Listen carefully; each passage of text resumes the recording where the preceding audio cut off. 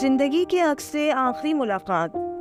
رات کے آخری پہر سمندر کی اٹھنے والی تیز لہریں خوفناک منظر پیش کر رہی تھیں، مگر وہ ریت پر بیٹھا اس منظر کو اپنی آنکھوں میں سمونے کی کوشش کر رہا تھا۔ مجھے یقین نہیں آتا کہ میں نے تمہیں کھو دیا ہے۔ اس نے سمندر پر نظر آتے چاند کے عکس کو دیکھتے ہوئے اداسی سے سوچا، تو چاند کا عکس بھی اس کی اداسی پر غم زدہ ہو گیا۔ کیا کوئی اپنی زندگی سے جدا ہونے کے بعد سانس لے سکتا ہے؟ پانی کے شور کے باوجود اس کے خیالوں کی آواز اس کے کانوں میں چبھن پیدا کر رہی تھی۔ میں تمہارے پاس ہوں۔ اس کے سوال پر ایک نسوانی آواز نے کانوں سے ٹکراتے اس کی سوچوں کو منتشر کر دیا۔ وہ اپنے سامنے موجود لڑکی کو دیکھنے لگا جو اس کے ساتھ بیٹھ کر اس کے کندھے پر سر رکھ چکی تھی۔ محبت جب جسم میں خون کی طرح گردش کرنے لگے تو قسمت کی کتاب جدائی کا تکلیف کا باب شروع کر دیتی ہے، جس کا اختتام موت پر ہی ہوتا ہے۔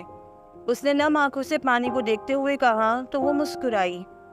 رات کے اندھیرے میں وہ اسے ٹھیک سے نہیں دیکھ سکتا تھا، مگر اس کی مسکراہٹ محسوس کر سکتا تھا۔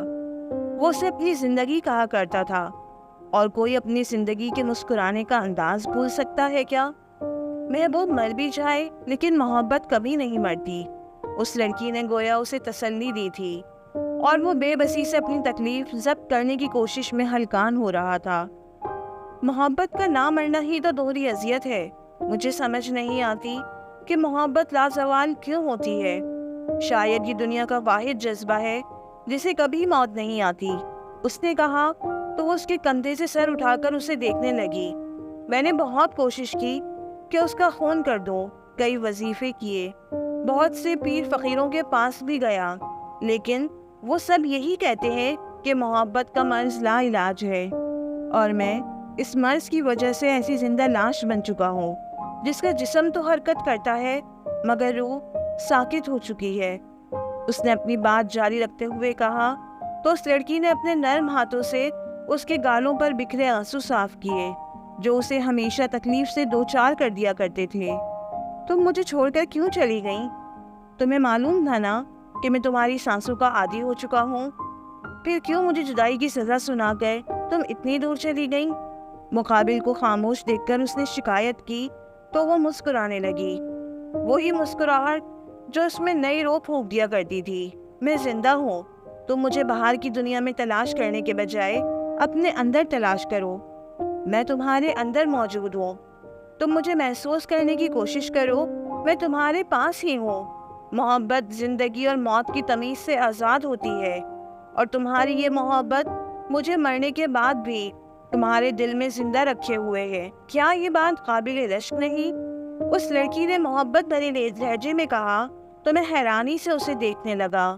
فراق کا موسم طویل ہو جائے تو کچھ بھی قابل رشک نہیں رہتا، اس نے افسردگی سے کہا، اور پھر آسمان کو دیکھنے لگا جہاں اسے اپنی زندگی کی کہانی رقم ہوئی دکھائی دے رہی تھی۔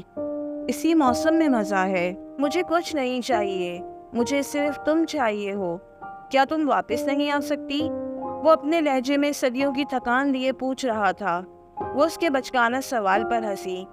مرنے کے بعد بھی بھلا کوئی واپس آتا ہے کیا؟ وہ ہنستی چلی جا رہی تھی، جبکہ وہ زندہ شخص اس کی ہنسی پر برف کا بت بن چکا تھا۔ اس کی کھنکتی ہنسی بہت دور تک جا کر واپس آتی اور اس کے کانوں سے ٹکرا کر دل میں اتر جاتی، اور اس نے دل کے ہاتھوں مجبور ہو کر اس کے ڈمپل کو چھونا چاہا تو وہ ریزہ ریزہ ہو کر ہوا میں بکھر گئی۔ تم پھر چلی گئیں؟ کچھ دیر حیران و پریشان رہنے کے بعد اس نے خود کلامی کی اور تھک ہار کر پھر سے سمندر کی لہروں کو دیکھنے لگا جو پچھلے کئی سالوں سے اسے یہاں آتا دیکھ کر اب سے اس کی خوشبو بھی پہچاننے لگی تھی۔ یہ وہی ہے جس کی محبت کی کہانی ادھوری رہ جانے کے باوجود بھی مکمل ہو چکی ہے، مگر اسے اپنی خوش نصیبی کا اندازہ نہیں ہے۔ پانی کی لہریں آپس میں سرگوشیاں کر رہی تھی، مگر وہ ان کی آوازوں سے بے خبر ڈائری کھول کے اس پر زندگی کے عکس سے آخری ملاقات کے نام سے اپنی کہانی لکھنے لگا تھا، کیونکہ وہ جانتا تھا کہ وہ اس جدائی کے پورے صراط کو پار نہیں کر پائے گا۔ پھر کون کہتا ہے کہ جدائی میں انسان مر نہیں سکتا؟ مر ہی تو جاتا ہے، جیسے وہ مر گیا تھا۔ اس رات کے بعد کراچی کے اس سمندر کی لہروں نے کبھی اس کی خوشبو محسوس نہ کی تھی۔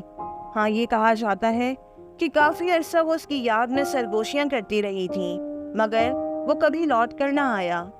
شاید قسمت کو اس پر رحم آ گیا تھا، تبھی اسے فراق کے اس موسم سے آزاد کر کے منو مٹی تلے جا دبا دیا تھا۔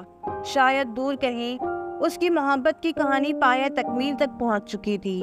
کہتے ہیں کہ کچھ کہانیوں کو مکمل کرنے کے لیے انسان کو مرنا پڑتا ہے، اور اس نے اپنی عشق کی کہانی کو مکمل ہوتا دیکھنے کے لیے موت کی شرط قبول کر لی تھی۔